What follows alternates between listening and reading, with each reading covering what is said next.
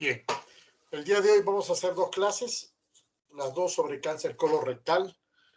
La primera sobre epidemiología y diagnóstico y la segunda sobre tratamiento y cáncer de ama.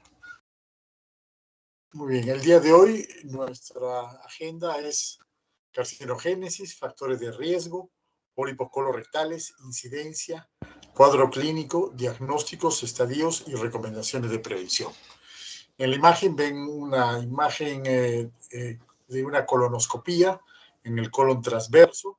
Se ve un tumor que ocupa casi el 60% de la luz, ulcerado, necrosado, esa parte negrita que ven, sangrante, la parte eritematosa. Y decimos que está en el colon transverso porque fíjense, tiene la forma de triángulo. El colon transverso tiene esta forma característica. El ascendente y el descendente es circular, no se ve así triangular como lo están viendo ustedes, ¿no? Entonces podemos decir que sobre el cáncer de colon, que es una enfermedad común y letal, puede ocasionar la muerte. Tiene riesgo de presentar cáncer, el riesgo de presentar cáncer colorectal está influenciado por el medio ambiente y por factores genéticos. Es el tercer cáncer más frecuente en hombres y el segundo en mujeres. Está asociado a bajo nivel socioeconómico y a la edad. En la imagen ven un tumor grande de ángulo hepático, que está el colon transverso, el colon ascendente, de ángulo hepático.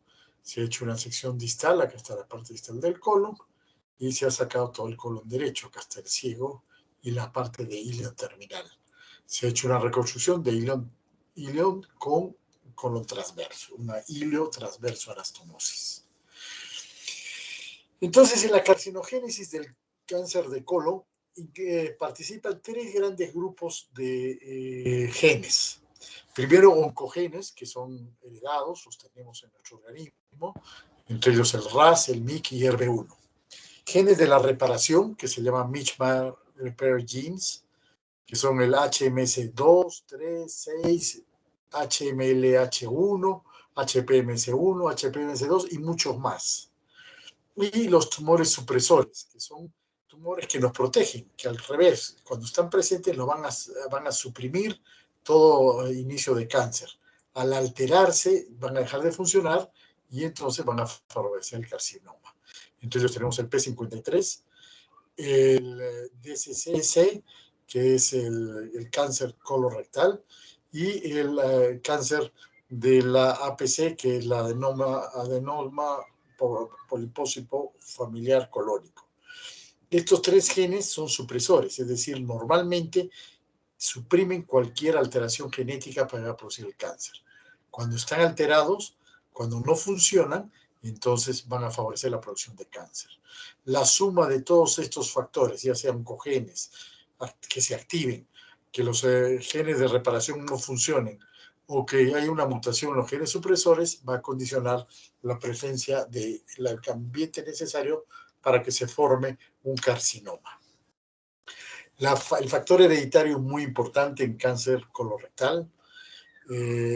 Tenemos algunos síndromes hereditarios reconocidos, como el cáncer colorectal familiar, el cáncer colorectal hereditario sin poliposis y la poliposis adenomatosa familiar. El más frecuente es el cáncer colorectal familiar, le sigue el cáncer colorectal hereditario y la poliposis adenomatosa familiar.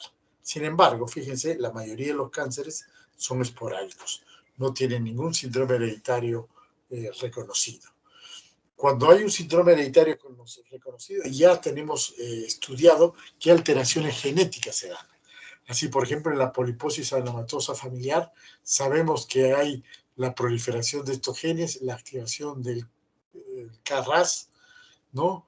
Del CMRC, y todo esto que va a ocasionar, primero va a ocasionar una alteración de la mucosa, la presencia de pólipos, adenomas tipo 1, tipo 2, que van a ir progresando a medida que vaya habiendo más mutaciones y se va a convertir en un adenoma tipo 3 o ya un adenoma altamente sospechoso, que fácilmente por otras mutaciones se convierte en carcinoma y por más mutaciones va a dar mutaciones. El cáncer colorectal hereditario sin poliposis, no hay pólipos previos, pero sí hay adenomas estimulados por la mutación de estos genes de reparación. El KRAS otra vez está alterado, la mutación a la APC que va a desencadenar el crecimiento de adenomas y termina carcinoma y metástasis. En resumen, acá tienen lo mismo, cómo es la carcinogénesis, cómo el epitelio normal del colon tiene una serie de genes que están presentes. Los verdes nos protegen, los rojos son los que frenan la reproducción neoplásica. Entonces, al estar alterados los genes protectores, van a hacer un desbalance y van a aprovechar las células para empezar a proliferar y crecer. Tiene que haber una serie de mutaciones para que se forme un adenoma y persistir estas mutaciones para que después se forme un adenoma más grande y después este adenoma tiene que convertirse en cáncer con la presencia de ciertas mutaciones importantes. Incluso para que haga metástasis de cáncer tiene que haber otras mutaciones. Hay algunos factores de crecimiento que pueden proteger, como los inhibidores de la COX-2, protegen la formación de adenomas, y una vez formados los adenomas, la EGFR es la que favorece el crecimiento del tumor. Acá dice lo mismo, pero sigue el dibujito, como el colon normal se convierte en un adenoma temprano, interviniendo el gen APC en un 85% de los casos. El adenoma temprano se convierte en intermedio gracias a la mutación del gen KRAS y del BRAF. El KRAS está mutado en el 32 al 57% de los casos, el BRAF solo el 8%. Y ese adenoma intermedio puede convertirse en un adenoma avanzado por otras mutaciones somáticas o por una mutación del DSCC, ¿no? Que ocasiona la deleción 18Q, que sumado con un inhibidor, algunas alteraciones en los genes de reparación, van a hacer que el adenoma intermedio se convierta en avanzado. Y por último, mutaciones en el gen protector P53, una deleción 17.9, va a favorecer que el adenoma avanzado se convierta en carcinoma. Acumulación de otras anormalidades genéticas van a causar la metástasis. En todo nivel actúan los genes de reparación que dejan de funcionar y favorecen que siga este curso de colon normal, adenoma temprano, adenoma intermedio, avanzado y carcinoma. Esta es la carcinogénesis del cáncer de colon, que se aplica prácticamente a todos los cánceres del aparato digestivo. Hay varios niveles de inestabilidad genómica que van a producir la carcinogénesis.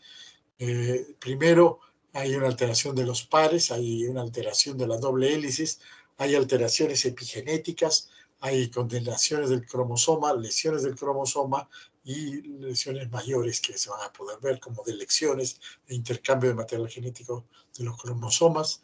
Acá tienen unas alteraciones epigenéticas que son las que van a molestar y pequeñas mutaciones microsatelitales también que también van a ocasionar estas mutaciones. ¿Qué ocasionan todas estas mutaciones? Que se alteren las vías de señalización. Estas mutaciones van a activar diversas vías de señalización, ya sea activando la creación de vasos sanguíneos, activando otros caminos que van a aumentar la proliferación celular, la diferenciación, la invasión, ¿no? Van a frenar la apoptosis, la transcripción y van a estimular la angiogénesis, y de esta manera se va a formar el tumor que es el que nos ocupa el día de hoy. Si bien el factor genético es muy importante, también la interacción del medio ambiente juega un rol primordial para producirse el cáncer. No basta los genes, también tiene que haber una interacción del medio ambiente, como ustedes lo están viendo acá, ¿no? Esta interacción depende del mayor insulto del medio ambiente, y la susceptibilidad del cáncer va a ocasionar que se produzca toda esta cadena de alteraciones que van a llevar al cáncer. Entonces podemos decir que los factores que intervienen en la carcinogénesis son el huésped, con todo su factor genético, con toda la herencia que él trae, ¿no? Las mutaciones genéticas, alteraciones epigenéticas, los estilos de vida, el medio ambiente, ya lo estamos hablando, y esto depende de la localización geográfica, de la transmisión maternal de ciertos factores que van a proteger el medio ambiente, un problema familiar. La microbiota tiene mucho papel, cada vez se estudia más el rol de la microbiota, van a ser directores de patógenos, van a tener patógenos principalmente pasajeros y van a modificar el estado de la materia fecal que va a crear el ambiente necesario para que se expresen mayores genes y entonces se produzca el cáncer. Entonces, cuando hay una disbiosis, una alteración de la microbiota, puede llevar a una inflamación crónica y esto va a llevar a favorecer el crecimiento del adenoma y al cáncer colorectal. Se han encontrado diversas estas bacterias que empiezan a proliferar poco a poco y a manera que aumenten más de las especies de este lado, del lado derecho, estos bacteroides, proteobacterios y otros son los que van a favorecer más el crecimiento del cáncer colorectal. Otros van a favorecer el crecimiento del adenoma y otros van a crear una inflamación crónica, que es el ambiente ideal para que se forme el cáncer. Y con todo eso podemos también clasificar el cáncer de colon como clasificamos el cáncer de mama en algunos subtipos moleculares. Tenemos el CMS1, 2, 3 y 4, que también se llaman el CMS1 inmune, el CMS2 canónico, que es el clásico, el CMS3 metabólico y el CMS4 mesenquimal. El más frecuente de todos es el canónico, el más raro es el metabólico y le sigue el inmune, ¿no? Y el mesenquimal está intermedio. Acá tienen las características genéticas que tienen cada uno de estos.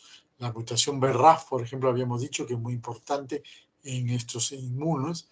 El KRAS en la metabólica, ¿no?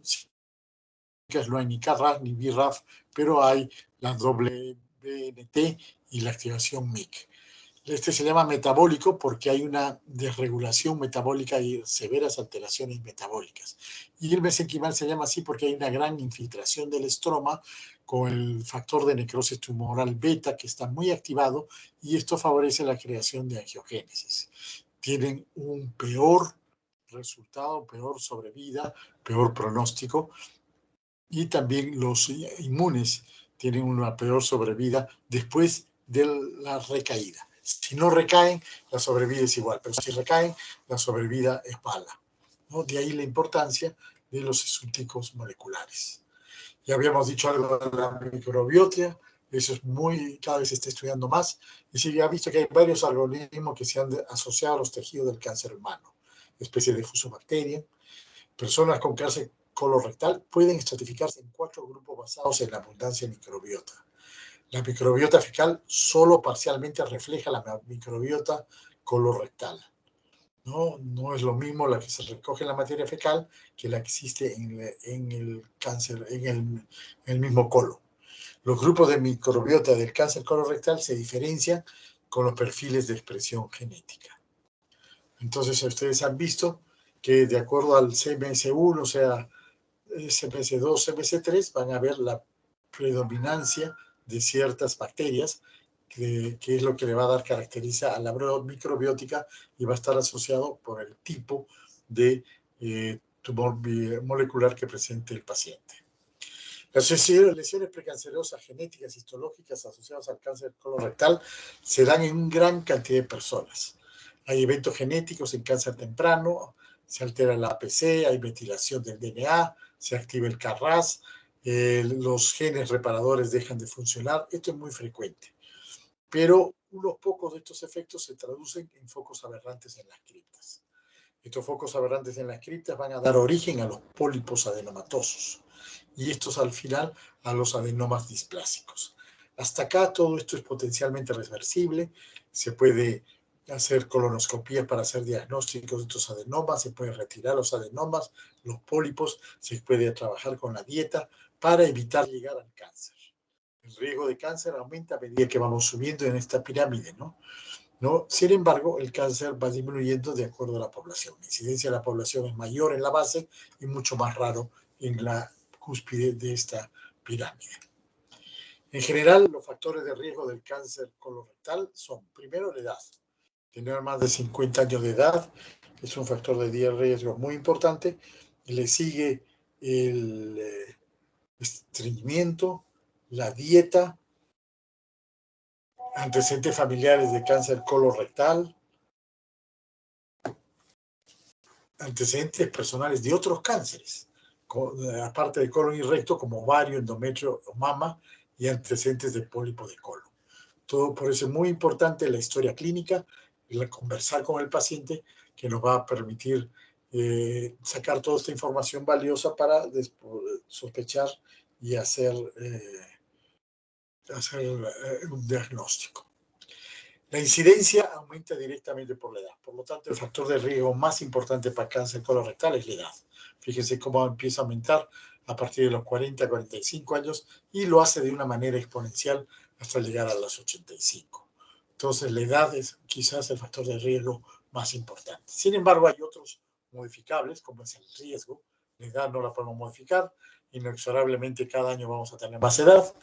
Pero los que sí son modificables son, por ejemplo, el tabaco, que aumenta el riesgo. Este es un estudio que les presento que fue hecho en 184,000 personas y encontraron 1.962 casos. Se vio que el tabaco aumentaba el riesgo de cáncer colorectal 1.3 a 1.5 veces más.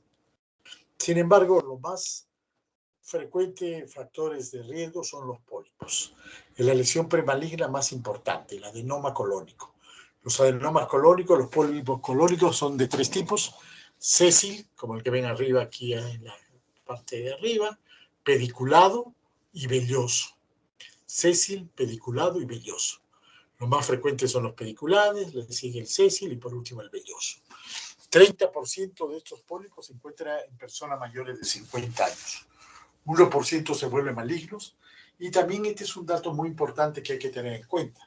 Demoran 5 años en crecer y hacerse clínicamente detectables y 5 años más en convertirse en cáncer.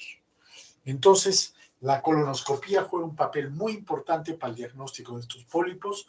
Nos permiten identificarlos, como hemos dicho, en la parte de la izquierda. Ustedes vean las lesiones protruidas, que pueden ser un pólipo típico, ¿no? Que ustedes ven aquí, es un pólipo pediculado, tiene un pedículo bien claro, una cabecita.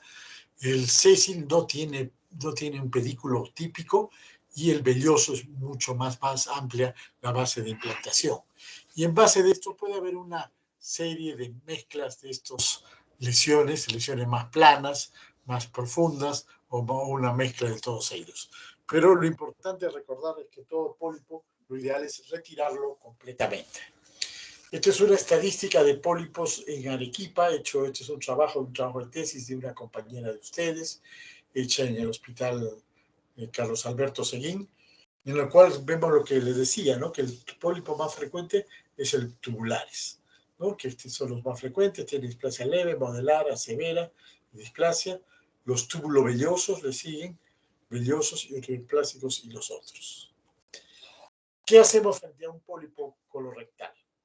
El tratamiento es, como ustedes ven en la imagen, una resección completa por endoscopía.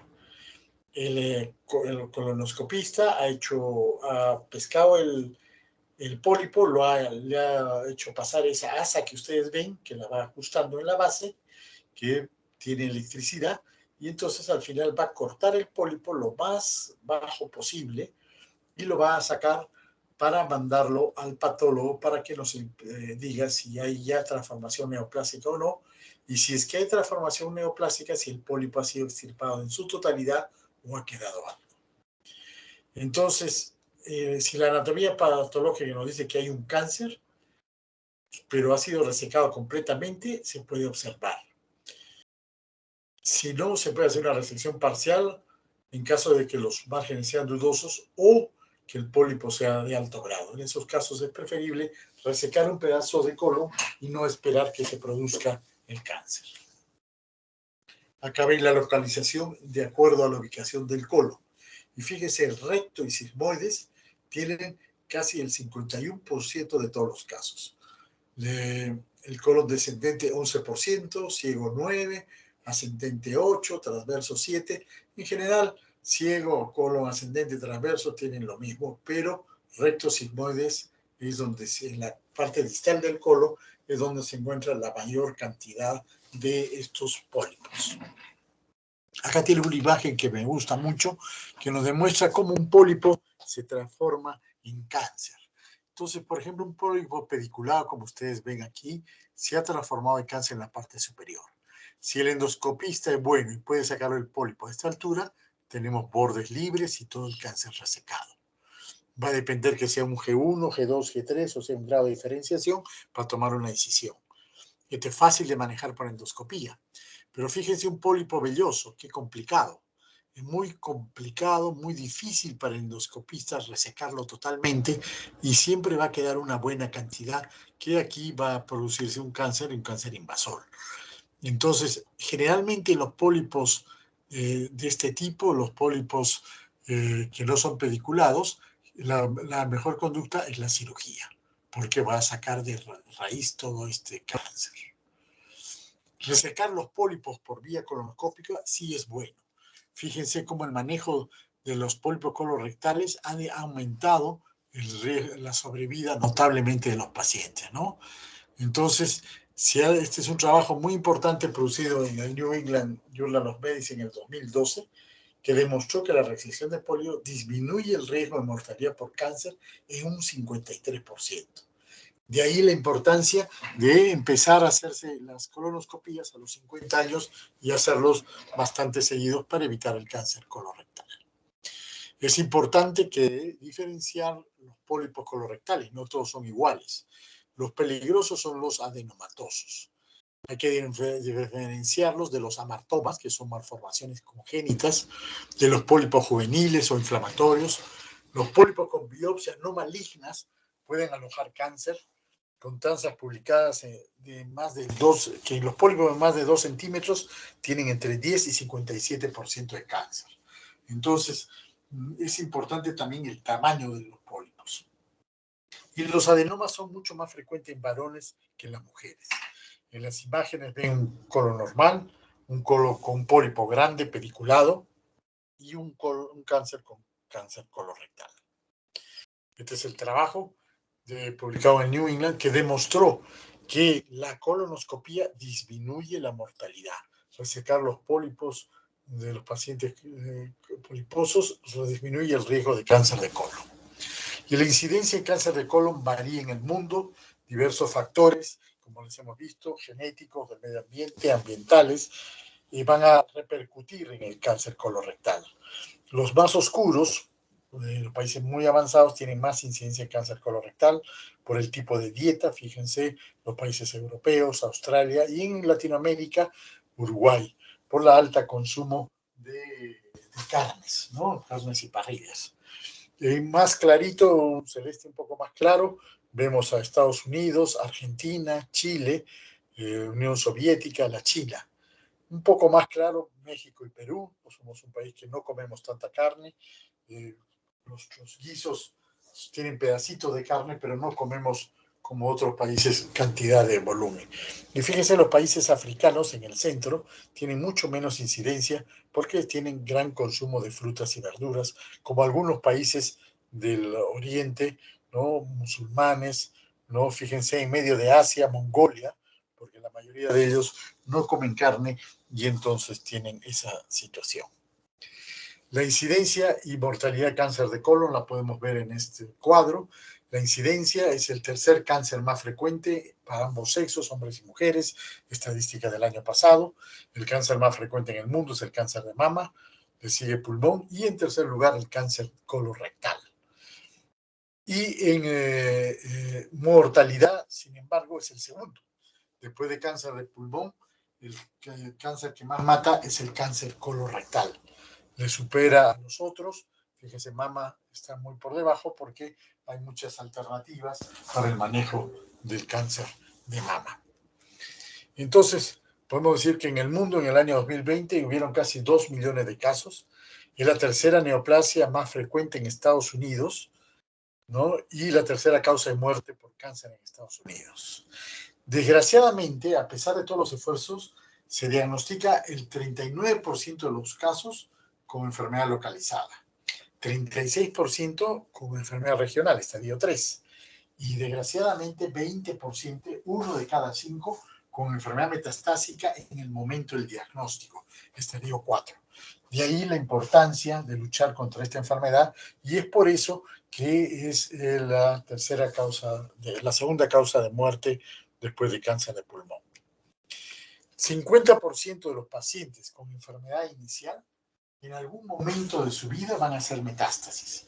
De ahí la importancia del seguimiento y del diagnóstico temprano para evitarla, para disminuir este porcentaje tan alto. Hay una permanente disminución de la incidencia ajustada a la edad para el colon distal y aumentando más bien el proximal y el rectal desde 1976 hasta el 2005.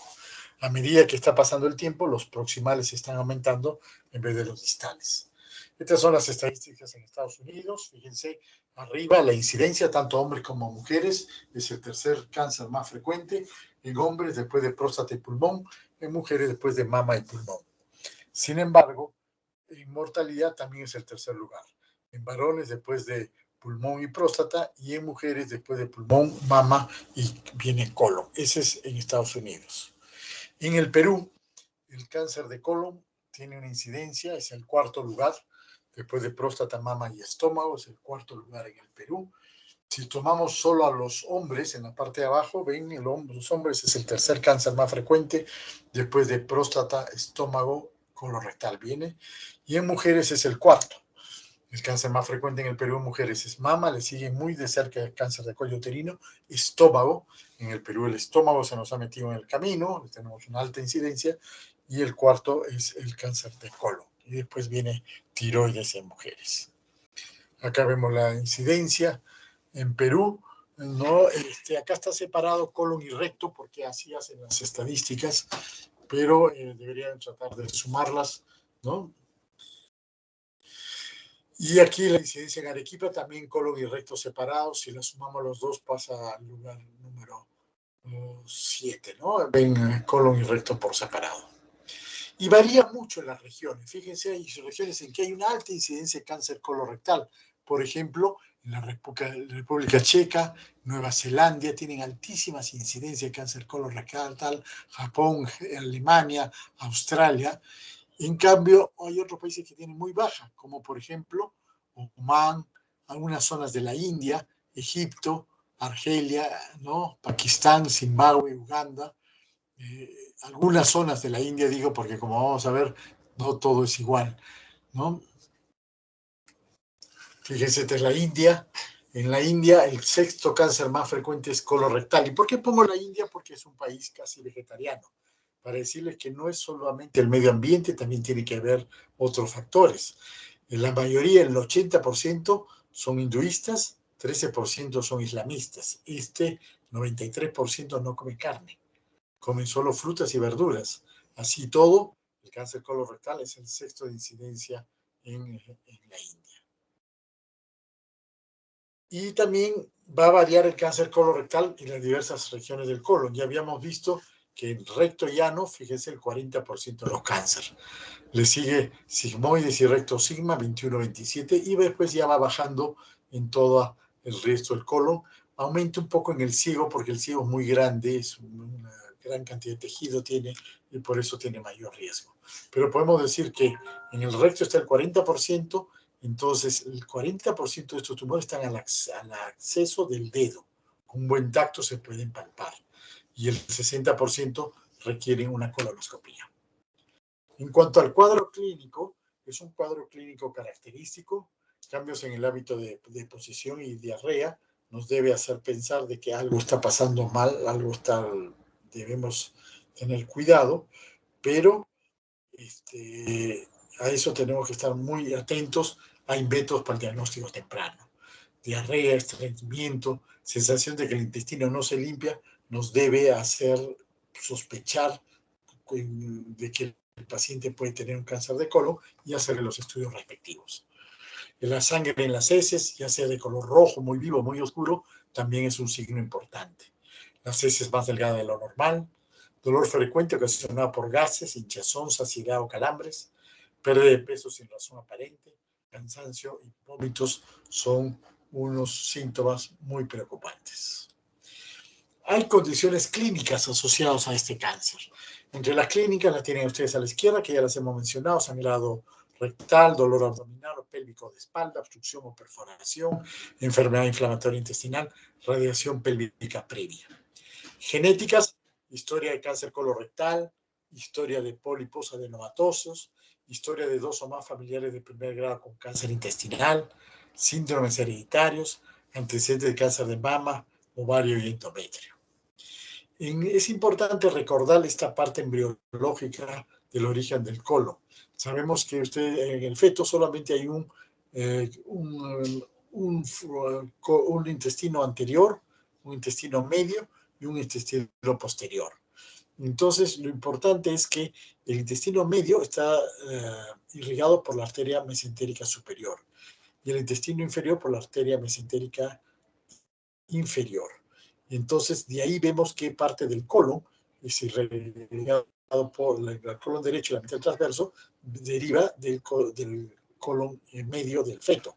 Y en cambio, la parte distal deriva del intestino distal del feto. Entonces vemos de ahí sale el colon derecho y el colon izquierdo tienen diversas características. Y eso explica el concepto de lateralidad. Desde su inicio, desde su formación, son diferentes, el colon derecho versus el izquierdo. Entonces esto se traduce también en diversos cuadros clínicos. El colon derecho, por ejemplo, es más frecuente el cáncer en mujeres, tiene la forma polipoide, exofítica, mayor compromiso general, frecuentemente dan anemia, pueden simular apendicitis, pueden tener diarreas con periodos de estreñimiento, con abundante moco, meteorismo y borborismo, es decir, ruidos y tumor palpable. En cambio, el colon izquierdo es más frecuente en varones, generalmente tiene una forma anular y estenosante, por lo tanto produce más obstrucción. El síndrome obstructivo agudo o crónico es mucho más frecuente que en el derecho. La alteración de la función intestinal generalmente es el estreñimiento, no la diarrea. Puede haber rectorragia, dolor abdominal y perforación. Entonces, como el izquierdo produce más síndrome obstructivo, se va a poder diagnosticar un poco más temprano que el derecho. Y eso se ve en la sobrevida. El izquierdo tiene mejor sobrevida que el colon derecho, tal como lo muestra este estudio publicado en el 2016 en el Journal Clinical of Oncology. ¿No? Ahí ven la sobrevida media del colon izquierdo 33.3 y el colon derecho 19.4. Entonces, hay un concepto importante de lateralidad que se basa, como ya les decía, en el origen embriológico del colon. El colon derecho viene del intestino medio, el colon distal viene del intestino posterior. El colon derecho, como les he mencionado, tiene más frecuencia en mujeres, hay más inestabilidad satelital, ¿no? Ya habíamos mencionado, se derivan del intestino medio del feto, tiene las mutaciones CIMP positivas y BRAF, MAPK también tiene alterada esa señalización, ¿no? Tiene mutaciones CIP 450 que producen metabolitos y el gen HNPCC también está frecuentemente alterado. Este tumor crece más fácilmente por la grasa y por los carbohidratos. En cambio, el colon izquierdo se comporta como si fuese otro órgano. Más común en hombres, ya habíamos dicho, más frecuente es la inestabilidad satelital en este sector, ¿no? Deriva del intestino distal del feto. Están alterados el gen APC, el KRAS, SCC, el P53. La señalización de EGFR son más frecuentes en este parte del intestino con la señalización WNT. Hay una amplificación de los receptores transmembrana ER1 y ER2 y el gen de la poliposis anematosa familiar se encuentra frecuentemente alterado. Este cáncer está asociado con el aumento de la ingesta de proteínas y la carne y disminuido con el calcio. Que cualquier cosa me avise. Entonces es importante tener presente estos conceptos de lateralidad en el colon que cada vez se utilizan más, ¿no? La mediana sobrevida en el colon derecho es 19.4, como lo hemos visto, en el izquierdo 33.3. El colon derecho tiene los niveles más bajos de anemia. Estos pacientes llegan con 4 o 5 de hemoglobina. En cambio, en el izquierdo es raro la anemia. Los grados de diferenciación son menores en el izquierdo, son G1, G2. En cambio, en el derecho son G3 la mayoría de veces. Los pacientes en el del colon derecho tienen mayor edad que el izquierdo. Los tumores son más grandes, incluso más fáciles de palpar. Y hay mayor invasión ganglionar. En cambio, en el izquierdo son estadios menos avanzados. Si hay mayor invasión ganglionar, por eso el pronóstico es peor, rápidamente van a dar metástasis, y dan metástasis el derecho, sobre todo al hígado. En la parte de abajo, lo que ya veníamos mencionando, las diversas mutaciones que predominan en el lado derecho con el lado izquierdo. Si ustedes ven, por ejemplo, el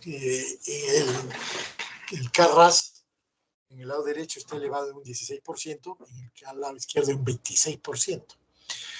El KRAS más el PIK es rarísimo encontrar estas dos mutaciones en el derecho, sin embargo se encuentra en el 7.7% del izquierdo. El BRAF es raro en el derecho, pero sí está el 16% en los cánceres de colon derecho. Y la asociación BRAF-PIK4 es rarísima en el colon derecho, pero sí se encuentra en el colon izquierdo, ¿no? La inestabilidad satelital también es mucho mayor en el colon derecho que en el colon izquierdo. Y se ha estudiado todas estas anormalidades moleculares y como ustedes ven, hay una notable diferencia entre el colon derecho y el colon izquierdo, lo que nos habla a favor de manejar mejor la lateralidad de estos tumores.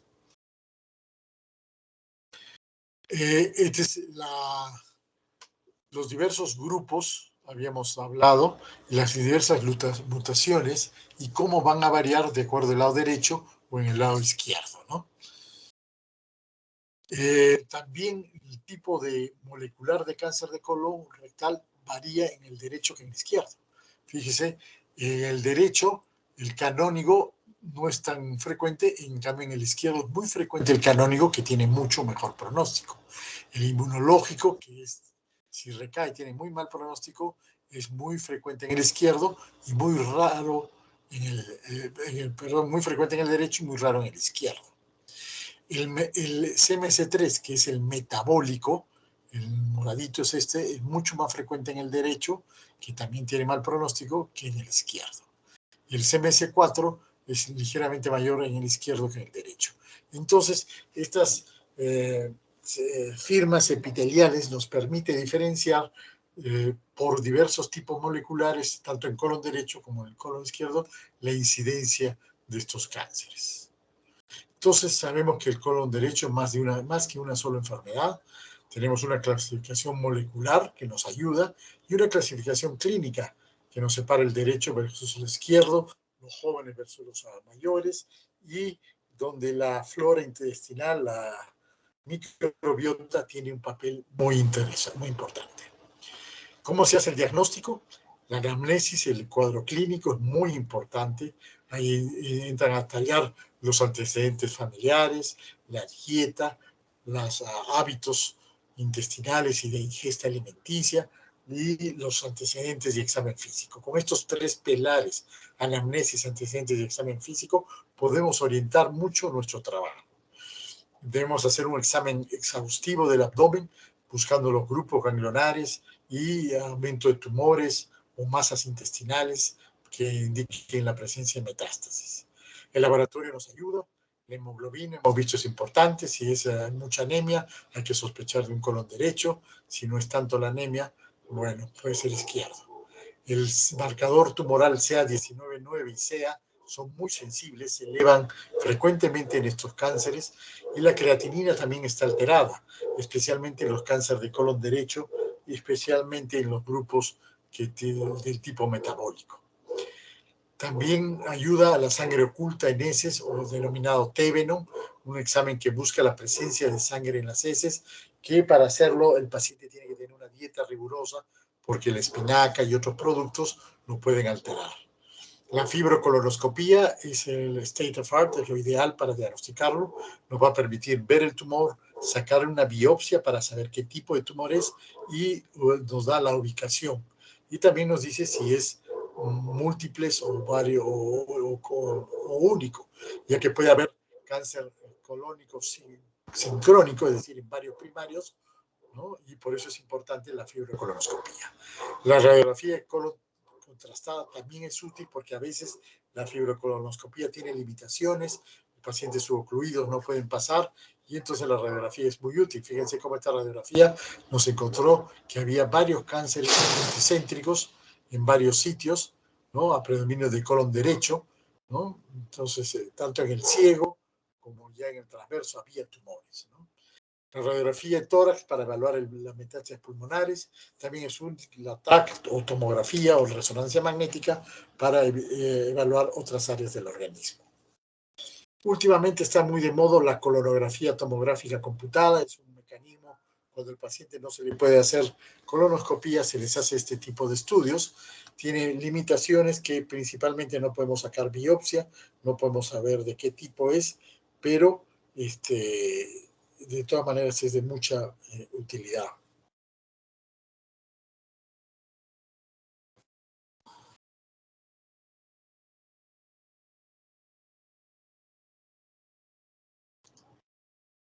Perdón, un segundito.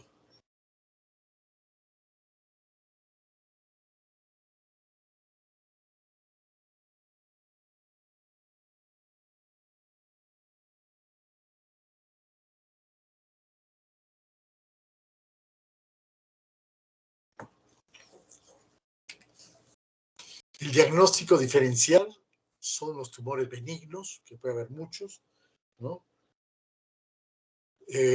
Vólvulos, besoares, cuerpo extraño, todo eso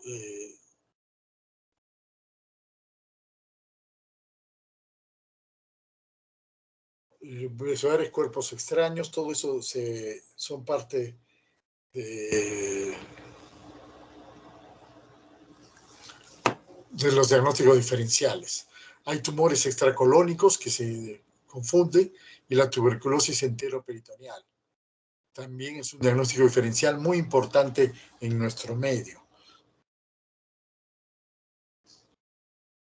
Tumores inflamatorios, diverticulitis y plastrón.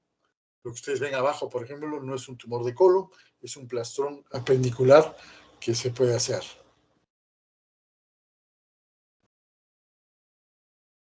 Diagnóstico diferencial también es la diverticulitis. La diverticulitis puede confundirse.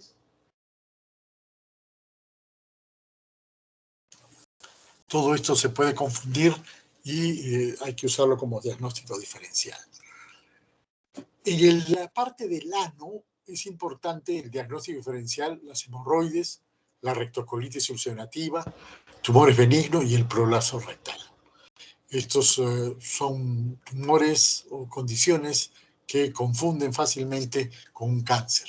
Los hemorroides porque están adentro, con un buen tacto se pueden saber. Esto que ven ustedes no es más que un hemorroides prolapsadas, no es cáncer. Y esto es una proctitis actínica. Este paciente debió haber recibido radioterapia por un cáncer de próstata si es varón o por un cáncer de cuello uterino si es mujer o por cualquier otra razón. Y también se debe diferenciar de el cáncer colorectal. El prolapso rectal también es frecuente, ¿no? Y a veces el uso de estos artefactos sexuales también hay que diferenciarlos porque pueden producir obstrucción.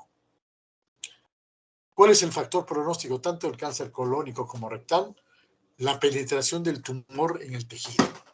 A medida que va penetrando el tumor, se puede hacer el diagnóstico diferencial, la presencia de ganglios positivos, la presencia o no de metástasis, el grado de diferenciación, la invasión venosa, linfática y perineural son factores de mal pronóstico. También la obstrucción. Si un tumor se obstruye, va a tener un peor pronóstico porque la presión que va a hacer el colon al obstruirlo va a favorecer a que se disemine la enfermedad. Puede haber perforación, se perfora el tumor y entonces se disemina el cáncer en la cavidad peritoneal, sea elevado mayor de 5, edad mayor de 70 años, enfermedad local persistente por quimio-radioterapia, aneuploidía y pérdida alélica también son factores de riesgo. El estadio del tumor no puede evaluarse el tumor primario, es una condición importante cuando es un TX. Lo demás se aplica tanto para todos para el colon, el recto y para todos los cánceres del aparato digestivo en general. TIS cuando hay un carcinoma in situ, T1 el tumor no llega a las de las musculares, T3 el tumor llega a la serosa o tejidos pericolorectales no peritonizados, T4A el tumor perfora el peritoneo visceral y T4B el tumor invade directamente otros órganos. La presencia de ganglios es importante. NX no puede evaluarse los ganglios regionales. N0 no hay metástasis de los ganglios linfáticos. N1 metástasis en 1 a 3 ganglios. N2 metástasis en 4 o más ganglios. Y la presencia de metástasis N0 o M1, los lugares más frecuentes de metástasis son el hígado, el pulmón, los huesos, el cerebro, y en general puede ir a cualquier parte del organismo. Esta es una imagen que me gusta mucho porque se ve cómo el tumor va ingresando en las distintas capas del colon hasta llegar a las capas más profundas. A medida que se va profundizando, va siendo T1, T2 o T3, que se correlaciones con los estadios de Dukes ABC, que antiguamente se utilizaba y ahora prácticamente. Este es Cuthbert-Dukes, el primero que utilizó un sistema para clasificar el colon, el cáncer en general y el colon en particular, mediante los estadios Dukes ABCD, pero ahora ha sido reemplazado por el TNM, pero es bueno que sepan que existe. Este es el Hospital St. Mark, donde se desarrolló casi toda la cirugía de cáncer colorectal de Inglaterra. Acá han sido los más grandes avances en la cirugía colorectal. La sobrevida va a depender de los estadios. Estadios iniciales, están Dukes A1, B1, que equivalen al estadio 1 del TNM, estadios 2, 3, 4, y a la derecha, cómo va mejorando el pronóstico, ¿no? Los estadios iniciales tienen mucho mejor pronóstico que los avanzados, pero fíjense cómo hubo un cambio entre 1940 y 50 y a partir de 1960. ¿Qué es lo que pasó? En 1960 se introdujo la quimioterapia para ayudar a manejar el cáncer colorectal. Y entonces los resultados han empezado a mejorar. Y esto es un artículo antiguo, esto fue publicado hasta 1993. Ahora esto ha mejorado muchísimo más, pero es histórico y por eso lo he colocado. ¿Cuál es el mecanismo de prevención? La colonoscopía. En un estudio de corte de 2 millones de casos entre 50 y 90 años, efectuado entre el 93 y el 2006, durante 14 años de seguimiento, se fueron diagnosticados 62,000 pacientes con cáncer colorectal y 23 sí detectar temprano el cáncer y evitar la muerte prematura. ¿Cuáles son las indicaciones de prevención? Si el riesgo es promedio, es decir, no hay familiares con cáncer, ¿no? Esto debe hacerse recién a partir de los 50 años. Esto decimos que es riesgo promedio cuando hay antecedentes de adenomas, no hay antecedentes de cáncer colorectal, no antecedentes de enfermedad inflamatoria y no antecedentes familiares. En estos pacientes, que son la mayoría, 75-80%, se debe hacer una colonoscopia cada 10 años o una sigmoidoscopia flexible cada 5 años más sangre oculta o una radiografía de colon por contraste cada 5 años. Los que tienen riesgo elevado se debe empezar a partir de o en casos especiales antes. En estos pacientes decimos que tienen riesgo elevado porque hay antecedentes de adenomas, antecedentes de cáncer colorectal en la familia, enfermedad inflamatoria o antecedente familiar.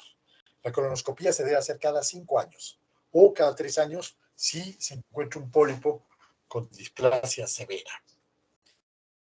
En conclusión, el cáncer colorectal se puede prevenir, es una enfermedad, la prevención primaria se haría con dieta, control de peso y ejercicios, y la secundaria con colonoscopia comenzando a los 50 años a los pacientes de riesgo moderado. Si hay riesgo más alto, chequearse a una edad más temprana y más seguido. Muy bien, hasta aquí hemos hecho la primera parte de cáncer colorectal. Si hubiera alguna pregunta, la vamos a guardar para después y vamos a seguir con la segunda parte de nuestro cáncer colorectal, que vamos a hablar sobre el tratamiento.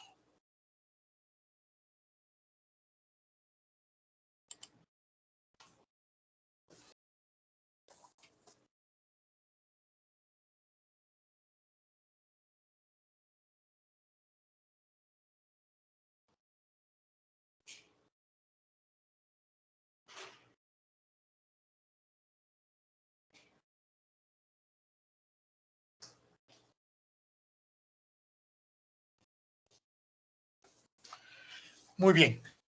En esta segunda parte vamos a hablar sobre el concepto oncológico, principales procedimientos, técnicas según el TNM, otras técnicas, complicaciones, quimio, radioterapia, conclusiones. Y para terminar vamos a hablar sobre un cáncer muy especial que es el cáncer de ano. En la imagen a la derecha ven una pieza operatoria de una resección abdominoperineal. Se ha sacado el recto en la parte final del digestivo. Acá está el ano, ¿no? Acá está el esfínter anal. Y la parte distal era un cáncer de colon, de recto distal, por eso se ha sacado todo el recto. Acá ya empieza el sigmoides, ven cómo los pliegues son diferentes, ¿no? Y todo esto es el canal anal, que tiene otro color. Es un tumor grande, ¿no? Panparietal, grueso, que se resecó mediante una operación de Myers, una resección abdominoperineal. Aquí lo importante es hacer una resección oncológica. ¿Qué quiere decir? La combinación de la táctica con la técnica. Y esto se hace basado en una anatomía planificada. La táctica quiere decir en qué momento voy a aplicar ciertas condiciones especiales. El alimento propiamente dicho, lo hago. Entonces, entre el equilibrio entre táctica y técnica está el arte de hacer la cirugía oncológica. La cirugía del cáncer de colon ha evolucionado a través del tiempo. En 1900 la mortalidad era cerca del 100%. Casi todos los pacientes con cáncer de colorectal morían, no se podía operar. En 1920 apareció la resección abdominoperineal, reduciendo la mortalidad a un 50%. Y esto se lo debemos al señor que ustedes ven en la foto, Sir William Ernest Times. Este fue galardonado, fue nombrado Sir, o sea, caballero de la corte inglesa, por sus grandes aportes para el manejo del cáncer, especialmente. Puso énfasis en el margen, que hay que tener un margen adecuado del tumor hacia la parte distal, ¿no? Si nosotros dejamos tumor, el tumor va a volver. A pesar de esto, entre 1980 y 1990 había una recurrencia entre el 1 al 10%. Y entonces empezó a buscarse alternativas para disminuir la recurrencia.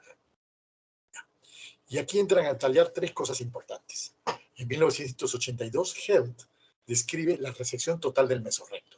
O sea, no bastaba sacar solamente el recto distal con el aparato esfinteriano, sino había que sacar los ganglios que están en el mesorrecto.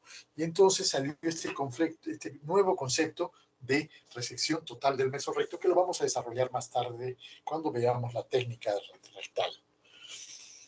Cambio margen distal por margen circunferencial. No bastaba estar lejos del tumor en centímetros del colon, del recto, sino también es importante el margen circunferencial, sacar todo lo que hay alrededor, porque alrededor quedaban los ganglios y de ahí volvía la recidiva, especialmente en la pelvis, y no había nada que hacer. Pero en el año 2003 hubo un aporte muy importante. El doctor Sauer pone la neoadyuvancia en cáncer de recto. ¿Qué quiere decir? Decían que cuando el tumor es más grande que un estadio 1, estadio 2 o 3, si queremos tener éxito en la curación, tenemos que dar una neoadyuvancia, es decir, dar un tratamiento antes de la cirugía. ¿Y en qué consistía este tratamiento? En quimio y radioterapia. Actualmente, la quimio y la radioterapia ha disminuido la recurrencia, mejora la sobrevida y la calidad de vida de los pacientes. Estos señores es el super equipo que desarrolló la cirugía colorectal. Ya lo tienen en la primera arriba a la izquierda, Ernest Miles, y hablamos de él con la resección abdominoperineal. Henry Albert Harman, el segundo, que fue el primero que se animó a operar cáncer colónico obstruido con la operación de Harman. Les hacía una colostomía terminal y de esta manera el tumor dejaba de obstruir, el paciente se recuperaba y una vez recuperado se echaba a operar el tumor primario. Le sigue al lado de Harman Claude Dixon, que hizo la resección anterior baja, es decir, sacaba la parte del recto y sigmoides y hacía una anastomosis baja para evitar que los pacientes queden con colostomía definitiva. Al lado, Mark Mitchell Ravitch, que también desarrolló la técnica de la resección del colon transverso, derecho y otros, y junto con él Gerald Bues, que desarrolló la cirugía y la basada en la preparación colónica, dijo la importancia que es preparar el colon para evitar las infecciones. La preparación de estos pacientes que van a operarse, fíjense, vamos a tener el colon abierto en la sala de operaciones, una fuente de contaminación, se debe preparar el colon no solo con purgas, sino con antibióticos orales. Y al lado está Health, que introdujo el concepto de la resección del mesorrecto. ¿Qué ha llevado con todo esto? Fíjense, ha aumentado la sobrevida a pesar de que ha aumentado la cantidad de casos. La incidencia ha aumentado, ven la flecha arriba, muchísimo, pero la mortalidad ha bajado muchísimo más. Entonces, a pesar que tenemos muchos cánceres de colon, ya la mortalidad ha bajado gracias al aporte de estos señores y otros más en el manejo del cáncer colorectal. Uno de los aportes es esto, Margarita da Gama, esta cirujana brasilera de mucha importancia, ha dado grandes hitos en el manejo del cáncer colorectal y, por ejemplo, cuando se hace una neoadyuvancia y el tumor responde muy bien en cáncer de recto, se debe completar con la quimio y la radioterapia y la paciente puede ya no requerir cirugía. Entonces, la evolución del cáncer colorectal se puede basar en estos 4 grandes pilares: en la biología del tumor, la historia natural, la prevención y el tratamiento. En biología del tumor hemos aprendido que hay genes, hay oncogenes, como el CKRAS, el BCR-B1, hay genes supresores, el P53, el DCCC, el APC, y genes reguladores de ajustes, como los genes de inestabilidad satelital, MS6, MSH3, MSH2. Hemos visto que hay una historia natural, hay una secuencia de adenoma pólipo que se puede interrumpir mediante alguna colonoscopía. Hemos encontrado que hay marcadores tumorales muy sensibles para el pronóstico y el seguimiento de los pacientes. Y hemos logrado identificar síndromes hereditarios y cómo se heredan, como la poliposis adenomatosa familiar, el cáncer colónico familiar, el cáncer colónico no polipósico, el síndrome de Lynch, tanto tipo 1 como tipo 2 y otros. El otro pilar importante de la evolución del cáncer de colon es la prevención. Hemos demostrado cuáles son los factores de riesgo, ¿no? La dieta rica en verduras nos protege, los factores protectores de riesgo y protectores, ¿no? Entonces vemos que los factores de riesgo es el sedentarismo, la obesidad, la dieta rica en grasas, en harinas y en carnes, las carnes ahumadas, y también factores protectores como son la fruta, las verduras, mucho agua, el ejercicio y mantener el peso bajo. Y en prevención también ha sido un hito el desarrollo de la colonoscopía para el despistaje y las normas de un despistaje adecuado, oportuno y que nos debe a un diagnóstico temprano de mayor enfermedad. En cuanto al tratamiento, estadificación es muy importante, técnicas adecuadas de tratamiento, ya hemos visto la importancia de la técnica y la táctica y cuándo aplicables, y también ha evolucionado mucho la quimioterapia, tanto la neoadyuvancia como la adyuvancia en casos avanzados, con nuevas drogas como el oxaliplatino, la irinotecan, terapias biológicas, y en cáncer rectal la asociación con radioterapia. ¿Cuáles son los objetivos del tratamiento del cáncer colorectal? Primero, control local del tumor. Segundo, alivio de los síntomas. Tercero, restauración de continuidad intestinal. Cuarto, control de recididas. Quinto, obtener información para estadificación. Y sexto, prevenir la metástasis. Como ven, es de mucha importancia la cirugía porque nos permite cumplir estos 6 pasos que nos van a dar la base más importante para el manejo del cáncer colorectal. En el dibujo ven ustedes un cáncer de ciego y los ganglios pericólicos y los ganglios principales que van directamente a los ganglios centrales, que por ahí se puede diseminar el cáncer y llegar incluso al cerebro.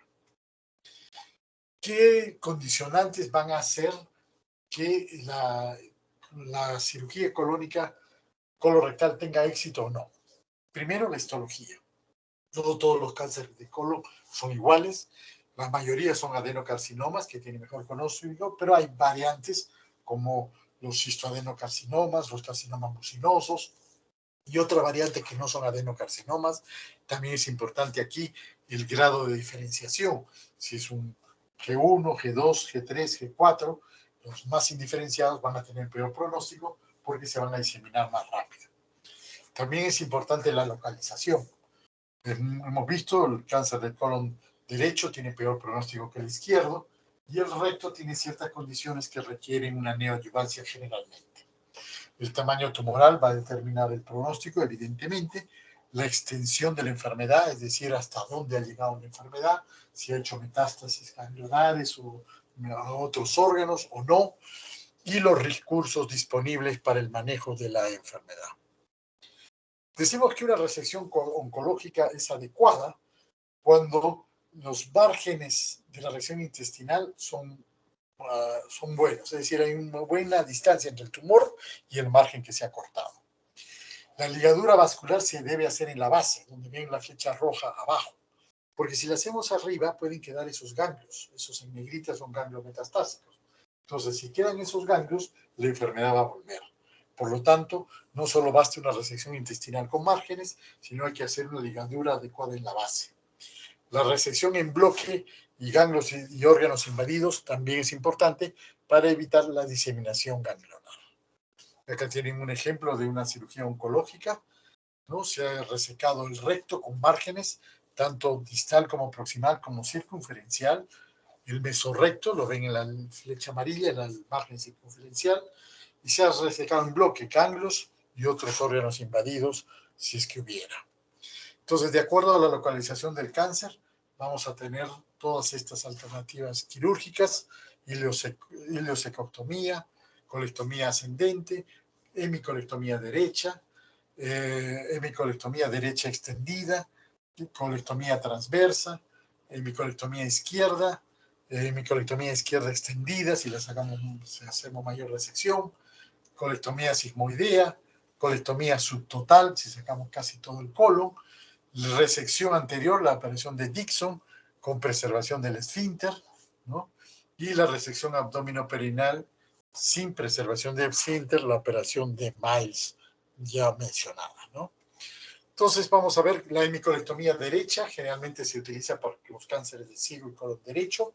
Se debe hacer una laparotomía mediana, una resección intestinal con márgenes, ligadura de los vasos arteria y vena cólica derecha e ileocólica, a veces también la mesocólica, dependiendo de la cantidad de intestino que se vaya a sacar, y se reconstruye con una anastomosis ileocolónica, generalmente término terminal o término lateral, eso depende ya de las ganas del cirujano, ¿no? Entonces, vemos en la microlectomía derecha la resección en bloque de ganglios y órganos invadidos, la anastomosis ileocólica, un lavado, drenaje y cierre. Y así es como queda. Esta es una microlectomía derecha, ahí ven en la parte de arriba, donde está la flecha en negrita, acá está el tumor, hay margen para este lado, margen para el otro lado, acá hay otro tumor, con márgenes hacia los dos lados, y una microlectomía derecha. También se puede hacer una colectomía transversa. Cuando el tumor está en el transverso, no es necesario sacar el colon derecho ni el izquierdo, simplemente el colon transverso. Ustedes ven en la foto una imagen de colon transverso, hay margen a la derecha, margen a la izquierda, y se hace una anastomosis colocolónica transversa. La epicolectomía izquierda, similar, se ha sacado el ángulo esplénico y el colon descendente por un tumor en la mitad del colon descendente, ¿no? Entonces, acá se hace una anastomosis del transverso al sigmoides sin ningún problema. Quizá la resección más pequeña del colon es la sigmoidectomía. El sigmoides tiene arterias propias, por lo tanto se puede sacar manteniendo los principios oncológicos de resecar todo los orígenes de los vasos y los ganglios, y se hace una anastomosis colocolónica término terminal. Según los estadios, en los estadios 0, que es cuando es el cáncer in situ, generalmente un pólipo. Ya habíamos mencionado que lo ideal es hacer una polipectomía endoscópica o una resección intestinal segmentaria si los márgenes están positivos o no tenemos la seguridad de poder sacar todo el tumor. Estos pacientes deben ser seguidos con colonoscopía anuales. En estadios 1, es decir, un tumor 1 o 2, es decir, que esté en la mucosa, llega hasta la submucosa, pero sin ganglios, sin metástasis. Lo ideal, lo indicado es una resección colónica oncológica, no requiere adyuvancia, es decir, no requiere quimioterapia antes ni después, ni radioterapia. En cáncer de colon, estadios 2, cuando el tumor es más grande, invade hasta la serosa, la muscular serosa, pero sin ganglios positivos, se puede hacer una resección colónica con márgenes adecuados, resección en bloque de los ganglios, ligadura vascular de la base, y aquí sí, porque está más avanzado el tumor, se puede dar una adyuvancia, es decir, una quimioterapia. Y la quimioterapia va a depender de diversos factores. Los factores que influyen en el pronóstico en los estadios 2 es la invasión tumoral T4, si ha habido perforación o si ha habido oclusión, si está usando marcadores moleculares, si hay inestabilidad satelital, ¿no? La edad es un factor importante, ¿no? Si el paciente es de mayor edad, tiene peor pronóstico. Número de ganglios examinados, si el cirujano ha sacado menos de 8 o menos de 12 en algunos sitios, pero en general menos de 8, quiere decir que puede haber quedado algún ganglio, por lo tanto debe hacer quimioterapia. Si hay invasión linfática, perineural, si el CEA aumenta después de la operación, también es un criterio para dar neoadyuvancia, y si el tumor es de pobre diferenciación. Estos factores son muy importantes porque nos permiten tomar la decisión, aparte del estadio, solamente en los casos de cáncer de colon estadio 2.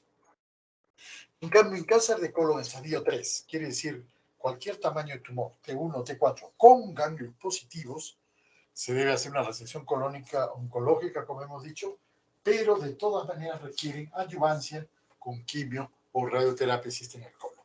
Lo que más se usa es la quimioterapia, porque los ganglios están positivos y ha empezado la diseminación. Un estadio 2B, en la cual la invasión a órganos, como sin ganglios positivos, se debe hacer una resección oncológica en bloque con todos los órganos involucrados y también requiere adyuvancia. Así sean los ganglios negativos, al invadir el tumor otro órgano, requiere adyuvancia. Aquí vemos que ha invadido al útero, a la vejiga, ¿no? Y entonces tiene que hacerse lo que se llama exenteración pélvica anterior. Y también en cáncer de colon estadio 4 se puede operar. Así tenga metástasis, a veces se opera, se hace cirugías paliativas porque va a evitar el sangrado, por un lado, y va a evitar la obstrucción. Se puede hacer quimioterapia paliativa para disminuir la velocidad de crecimiento tumoral y prolongar la vida de los pacientes, y también terapia biológica y en ciertos casos radioterapia. Entonces, los cánceres de colon estadio 4 sí se pueden operar con cirugía paliativa, es decir, para mejorar los síntomas y el estado del paciente. Entonces, acá tienen un resumen de las diversas técnicas colónicas hechas. La localización, el lugar del colon donde está el tumor, derecho, transverso, esplénico, colon izquierdo, sigmoideo, la técnica más adecuada y la anastomosis que se hace en cada sitio de resección. Y volvemos a hablar de nuestro amigo Hert, que en 1986 introdujo el concepto de decisión total del mesorrecto. La decisión total del mesorrecto permite efectuar una cirugía adecuada. El concepto es que si yo saco todo el mesorrecto, es decir, todos los ganglios que rodean el colon, no voy a dejar nada para que pueda haber recurrencia local. Esto fue muy bueno porque redujo la tasa de recidiva al 4% y la supervivencia al 87%. En las imágenes, un poco difíciles de interpretar cuando uno no está acostumbrado, se ve como con el electrobisturí están bajando, separando el mesorrecto de la pared de la pelvis, los vasos, y tratando de mantener toda esa grasita que rodea el recto, que es ahí donde están los ganglios, que es el mesorrecto. Ahí ustedes ven la pieza operatoria del mesorrecto, no se ve el intestino, se ha sacado todos esos ganglios que lo rodean, porque ese es el mesorrecto. Es lo que llamamos la resección circunferencial del colon, no basta distal y anterior, sino circunferencial. En la imagen A, ustedes ven los ganglios que están en el mesorrecto. Si yo los sacaba el recto así nomás, iban a quedar estos ganglios y ahí la recidiva. Entonces debe hacer una resección ampliada, sacando todo el mesorrecto, dependiendo de la ubicación del tumor, ¿no? Y si es uno más bajo, hay que sacarlo así, mucho más grande. Y de esta manera es la única manera de lograr evitar la recurrencia de los tumores. Pero hay que tener mucho cuidado, hay que estar tranquilos, hay que hacer las cosas bien, hay que dominar muy bien la anatomía de la región para evitar complicaciones, evitar abrir la vejiga, meterse a otro sitio. Entonces eso es muy, muy, muy importante.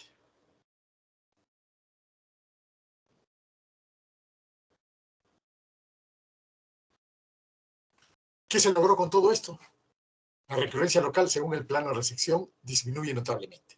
Fíjese, estadios 1, 2 y 3, cuando se reseca cerca a la muscularis propia, recurrencia 20% de los estadios 3, 8 y 6. Cuando se hace por medio del mesorrecto, el mesorrecto que está roto, 14% de recurrencia. Y se mantiene el mesorrecto intacto, estadios 1, 0%, estadio 2, 5%, estadio 3, 6%. O sea, vale la pena hacer un esfuerzo y hacer una resección completa del mesorrecto para evitar problemas.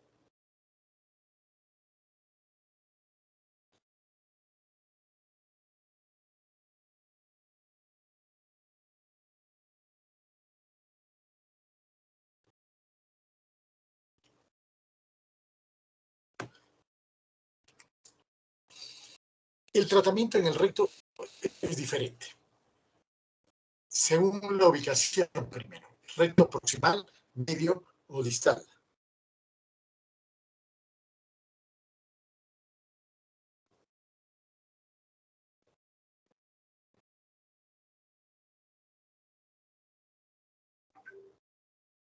Si es un tumor in situ, un TIS, se le puede dar una resección andal endoscópica. Hay endoscópicos que permiten su resección. Si es un TIS T1, T2, en el recto medio superior, se puede hacer una resección anterior baja y la adyuvancia no está indicada. Por ejemplo, en el tercio medio inferior se le puede hacer una operación de Mason o una resección transanal. Se entra a través de y se puede sacar todo eso, ¿no?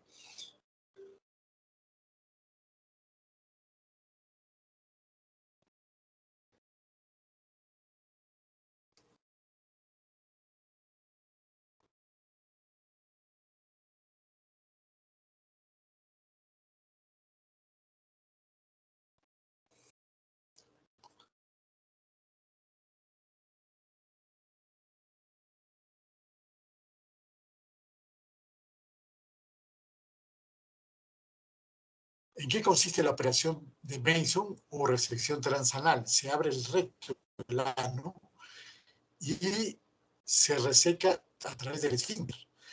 Tiene que tener los siguientes criterios. Hay que resecar todo el tumor, tiene que tener menos del 30% de circunferencia del tumor, sino que con estenosis, máximo 3 centímetros de tamaño tumoral, un margen claro de menos de 3 milímetros. Por eso cuando se reseca se le pone así, como ustedes ven, con agujitas, para que no se retraiga y el patrón pueda hacerlo muy bien.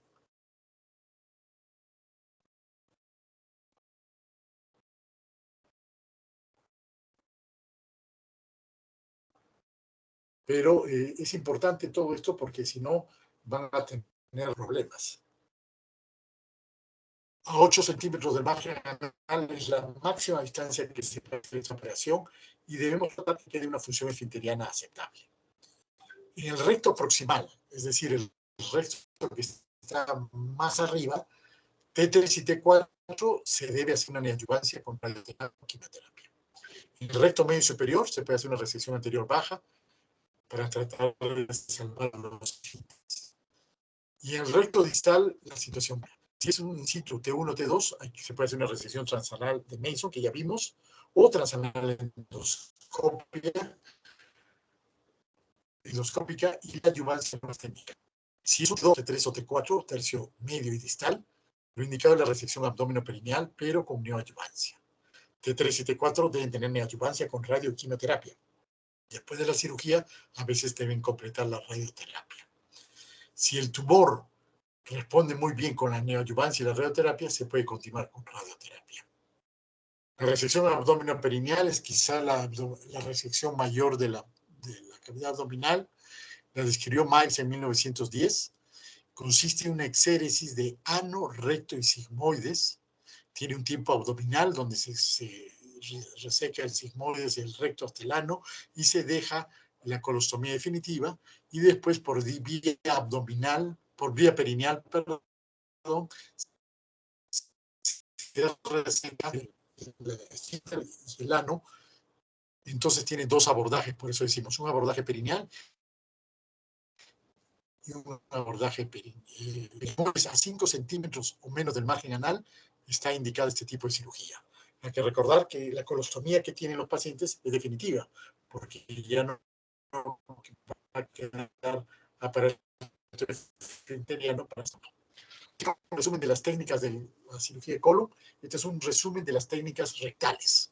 Según el estadio, ya vemos de acuerdo a la localización, tercio inferior, tercio medio y tercio superior, va variando y cuál es la técnica más adecuada. ¿No? Todas las diversas proposiciones en el recto. ¿Hay complicaciones? Sí, muchísimas.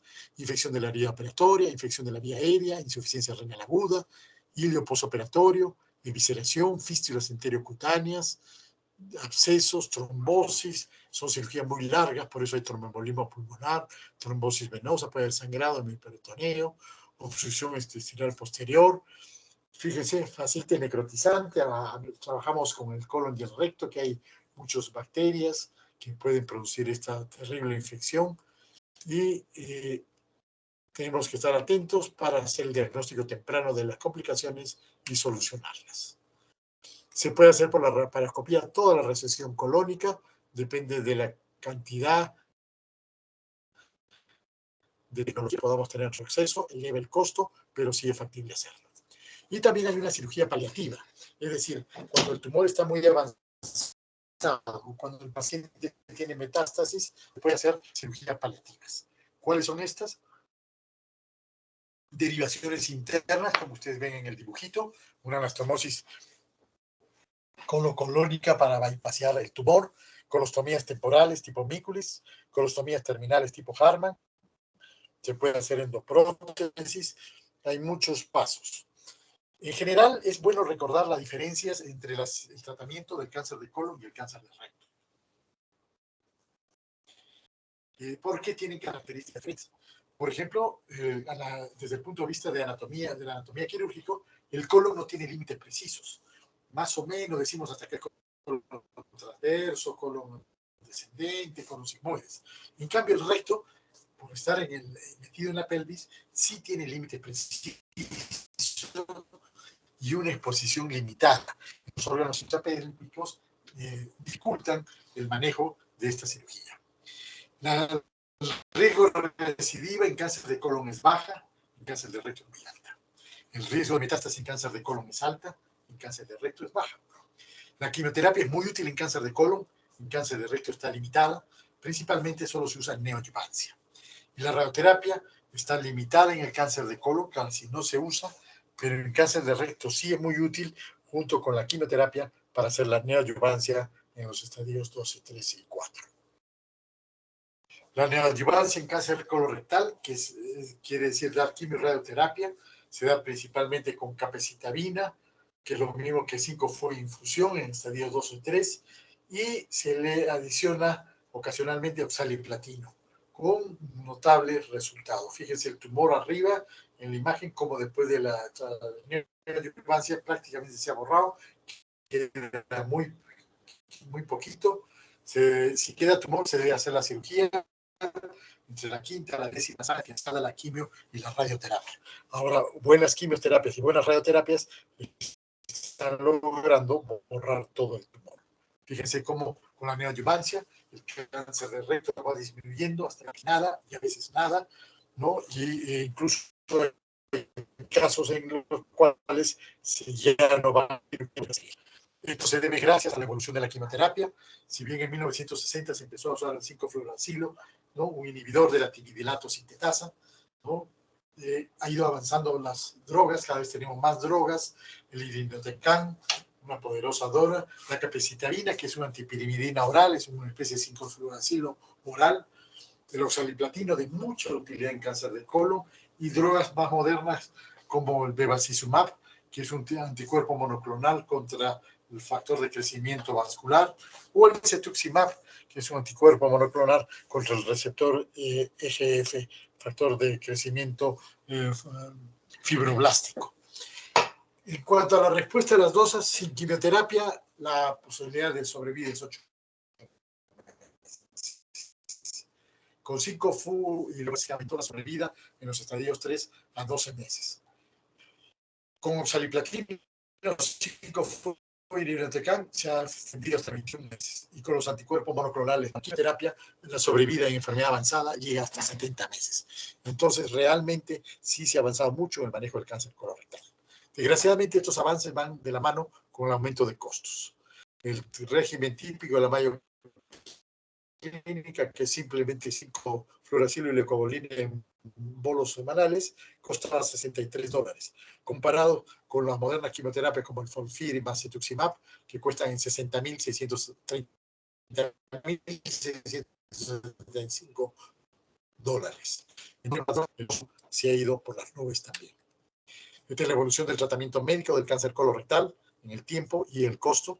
De la monoquimioterapia se pasó a la poliquimioterapia, se le adicionó agentes biológicos, poliquimioterapia más agentes biológicos, buenos resultados, pero costos muy elevados. ¿Cuáles son los criterios para la quimioterapia en el postoperatorio? Estadio 1, nunca, solo cirugía. Estadio 2, solo los grupos de riesgo deben recibir quimioterapia. Cuando tiene una condición clínica desfavorable, es decir, localmente avanzado, perforado, obstruido o menor de 50 años. Histología desfavorable, sean mucinosos, pobremente diferenciados, invasión linfática, vascular o perineural. Estadio 3, todos, salvo contraindicación formal. Y estadio 4, todos, salvo contraindicación formal. La quimioterapia ha aumentado la sobrevida. Fíjense, los azul son solo cirugía. Los que han recibido quimioterapia perioperatoria se ve una sobrevida en todo el grupo. La terapia biológica cada vez se está usando, ¿no? Un ejemplo de terapia biológica es la inhibición de los vasos sanguíneos con el bevacizumab, que al inhibirlos va a evitar que se formen estos vasos sanguíneos, y entonces hay varias formas en que actúan los inhibidores de la angiogénesis tumoral, ¿no? Acoplándose a los receptores transmembrana, inhibiendo la fosforilización, van a inhibir la traducción señal y van a evitar la proliferación, la diferenciación, la migración y la angiogénesis. También pueden unirse al dominio de la tirosina quinasa, ¿no? Bloqueando y evitando que llegue al receptor. También hay anticuerpos monoclonales contra el factor de crecimiento endotelial y también tirosina quinasa contra el receptor, que lo va a bloquear y va a evitar que el ligando se une al receptor. De esta manera, junto con otras drogas pequeñas, que se llaman pequeñas moléculas inhibidores de receptores de la tirosina quinasa, van a actuar intracelularmente y de esta manera van a evitar que se activen los mecanismos. Esto se utiliza, por ejemplo, en el KRAS y la vía del endothelial growth factor receptor. Esta es una vía de señalización que es activada en respuesta a moléculas que se unen a receptores de la superficie celular de este receptor EGFR. La activación de cascada de señalización involucra los genes que controlan la progresión del ciclo. La proteína KRAS regula esta vía. La KRAS juega un rol central en el desarrollo tumoral, regulando aguas abajo las proteínas involucradas en supervivencia, crecimiento, metástasis, proliferación y angiogénesis. Pero ¿qué es lo que pasa? Tenemos que tener un KRAS activado, ¿no? La vía del KRAS, y ahí la importancia de medir el KRAS. El estado KRAS es indicador pronóstico e indicativo de la respuesta a ciertas drogas. Si el Carras no está mutado, si el Carras puede ser robado tipo salvaje, entonces ahí hay problemas. La proteína Carras salvaje no mutada es activada por un corto tiempo, cuando el endotelio agrófago es estimulado. En cambio, el Carras mutado, la proteína está permanentemente activada y la vía de crecimiento sigue diseminándose. Entonces, es muy útil bloquear esta vía. Entonces, tenemos que tener un Carras mutado para poder usar estas drogas que van a frenar el Carras, como el cetuximab, que es un anticuerpo monoclonal que bloquea esta vía. Pero la condición es que esté ya el Carras mutado. Entonces, en un pedacito de tumor hay que hacer pruebas para buscar el Carras si se encuentra mutado o no. Todo esto se llama terapia biológica, ha mejorado el intervalo libre de enfermedad y el escala de Carras en mutados con pacientes con cáncer colorectal metastásico ha mejorado terriblemente la sobrevida. Fíjese en azul comparado con amarillo. Hay otros inhibidores de terapia biológica, aparte del cetuximab, como el panitumab, que también inhiban y bloquean todo este crecimiento tumoral estimulado por todas estas vías. El bevacizumab, ramucirumab, son otros anticuerpos monoclonales que cada vez se están utilizando más para asociados o no a la quimioterapia. Acá tienen un consenso de Zurich sobre las recomendaciones para el manejo del cáncer colorectal metastásico, ¿no? Fíjense qué complejo, pero el resultado que hay sobrevida en pacientes con cáncer colorectal estadio 4. Fíjense cómo la sobrevida ha aumentado notablemente, ¿no? De todos los pacientes con estadio 4. Fíjense, estamos hablando de estadio 4, es decir, enfermedad metastásica, gracias a todos estos avances de la quimioterapia. Conclusiones: el cáncer colorectal es tratable con buena sobrevida. La cirugía es el tratamiento primario. En caso de cáncer de colon, cirugía más quimioterapia es útil la neoadyuvancia. Rara vez en cáncer de colon se utiliza la radioterapia. En cambio, la neoadyuvancia con quimioterapia y radioterapia es muy importante en cáncer de recto, especialmente en estadios 2 y 3. La quimioterapia mejora la sobrevida cuando hay ganglios positivos. La terapia biológica es una nueva arma promisoria. Usamos anticuerpos monoclonales, inhibidores de las moléculas de factores de crecimiento, vacunas, etcétera, que nos van a ayudar a manejar el cáncer rectal y colorectal avanzado. Para terminar, vamos a hablar brevemente sobre el cáncer de ano. Y para esto vamos a recordar a dos personajes. Perdón. ¿Aló? ¿Te la atiendo, Misa? Bueno. Dos personajes en cáncer de ano. A la izquierda, una chica muy guapa, Farrah Fawcett, que hizo un cáncer de ano, hicieron tratamiento, mejoró, pero tuvo recidiva y tenía que operarse y no quiso operarse y falleció. Y Norman Nigro, un médico inglés que revolucionó el tratamiento de esta enfermedad introduciendo una droga, la mitomicina, y asociada a la radioterapia, revolucionó el tratamiento de cáncer de ano. Es importante recordar la anatomía regional anal. El margen anal se extiende desde la línea anoperineal hasta 5 a 6 centímetros de piel. Posee glándulas sebáceas, sudoríparas y apocrinas. ¿Y por qué digo esto? Porque puede iniciarse el cáncer en estas glándulas. Por eso es importante tenerlo presente. El canal anal tiene 15 a 20 milímetros, 1.5 a 2 centímetros. Desde la línea anoperineal o borde superior del esfínter anal interno, y tiene 3 zonas bien definidas. Una zona escamosa hasta la línea dentado-pectínea, una zona de transición anal, escamoso y epitelio de transición, y la zona colorectal de mucosa colónica. Entonces, este pedacito es lo que se denomina canal anal, y aquí puede surgir el cáncer. Es raro, 1.5% de todos los cánceres digestivos, con una incidencia de 0.9 por 100.000. En los homosexuales tiene una ligera mayor frecuencia.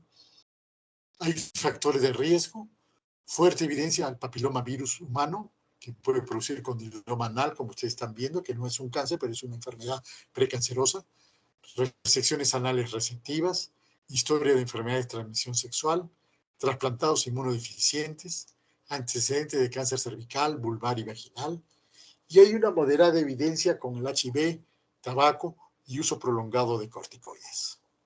El cuadro clínico es sangre en las heces y masa palpable cerca al ano.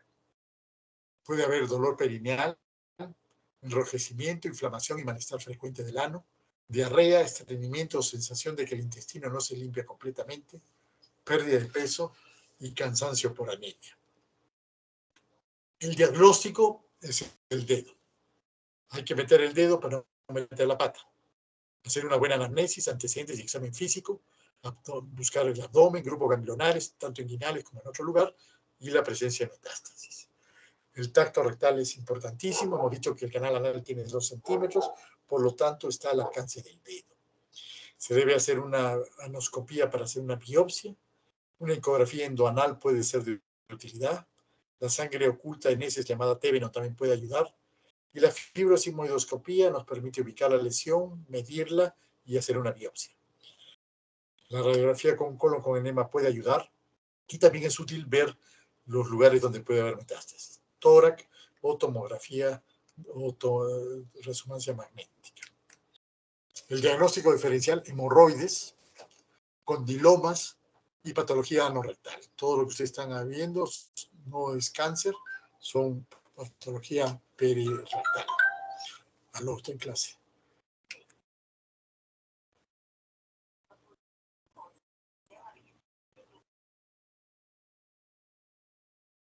Ya, ahorita lo hago, amor, en clase estoy. Me avisas para pagar. Factores pronósticos: tamaño del tumor, ubicación del tumor, la presencia de ganglios inguinales, la presencia o no de metástasis, la histología, el grado de diferenciación, la respuesta a la quimio y la radioterapia. En la imagen ven ustedes una lesión ulcerada con bordes elevados. La mayoría de tumores son epidermoides, 80%. Adenocarcinoma, 16%, otros linfoma y melanoma. El epidermoide cloacogénico puede ser queratinizante o no queratinizante o basaloide. Están viendo en la imagen un melanoma crómico muy malo, muy mal pronóstico. En este tipo de melanoma no se puede usar quimio-radioterapia, hay que operar. Esta es la imagen del melanoma que operamos. Se encuentra 1% de las neoplasias anorrectales, el lugar más común después de la piel y los ojos. Frecuente en mujeres en la quinta y la sexta década y no está asociado evidentemente a exposición solar. Es un melanoma de ampolla rectal. El estadio del TNM depende del tamaño del tumor. Tumor T1 es tumor menor de 2 centímetros, de 2 a 5 centímetros es T2, mayor de 5 centímetros T3 y T4 cuando invade órganos adyacentes, vagina, uretra y vejiga. La presencia de ganglios es importante, si los ganglios N1 si son ganglios perirectales, N2 metástasis unilaterales en ganglios ilíacos, N3 metástasis bilateral de los ganglios. Y la presencia de metástasis complica el diagnóstico. Aquí ven en las imágenes de una resonancia magnética de un gran tumor de ano que invade estructuras. En los estadios 0 se puede hacer una resección, es un TIS N0, M0, un cáncer in situ sin ganglios. T1 hemos dicho menos de 2 centímetros sin ganglios. T2 de 2 a 3 centímetros, pero también sin ganglios. En 3A y A y ganglios, sea cualquier tamaño con ganglios. Y 3B cuando esté 3T4 con ganglios. Estadio 4, cualquier T, cualquier N con metástasis. Acá ven una resección amplia. Estadios 1 y 2 se puede hacer resección local o radioterapia más quimioterapia o braquiterapia. La resección abdominoperineal si el cáncer permanece o reaparece después del tratamiento con quimioterapia. El estadio 3 hay que hacer radioterapia y quimioterapia. Se puede hacer braquiterapia y en caso de recidiva, resección abdominoperineal. Y estadio 4, la cirugía paliativa para aliviar los síntomas y mejorar calidad de vida. Radioterapia como terapia paliativa y quimioterapia ya más fuerte con cisplatino y radioterapia paliativas. Fíjense, este es un gran tumor de ano en un paciente abandonado, que en la resonancia ven que el tumor de ano invadía hasta los cuerpos perineales y casi la próstata. Fíjense, todo invadido. El paciente se le hizo una colostomía nada más y falleció al poco tiempo. El gran cambio fue el uso de la mitomicina. La mitomicina con la radioterapia, el esquema negro, revolucionó el tratamiento del cáncer de ano, pasó de ser todo quirúrgico a ser solamente radio y quimioterapia. Y si es que recidiva, recién se le puede hacer ahí la cirugía. Tanto en el Reino Unido, en Europa, como en otros países, se usa radioterapia con quimioterapia 5-FU asociado a la mitomicina, y esto ha cambiado la historia natural de esta enfermedad con muy buenas respuestas, con curaciones que llegan a altos porcentajes. Los problemas es que puede haber una proctitis actínica, como vemos en este paciente varón, que 10 años antes había tenido radioterapia, ¿no?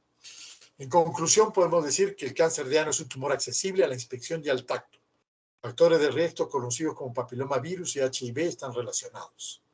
Diagnóstico tardío por culpa de los médicos. No meten el dedo y meten la pata. La quimioterapia más radioterapia es curativa. El 5-FU, la mitomicina, es el esquema más usado y con mejores resultados. Y la cirugía queda solamente para las recurrencias. Muchas gracias. Si hubiera alguna pregunta, alguna duda, encantado de poder ayudarlos. Doctor, sí.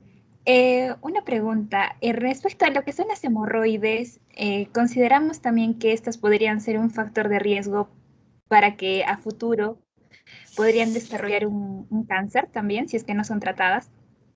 Ana Lucía, muy buena tu pregunta. No, las hemorroides no son factor de riesgo para producir cáncer, pero sí se confunden.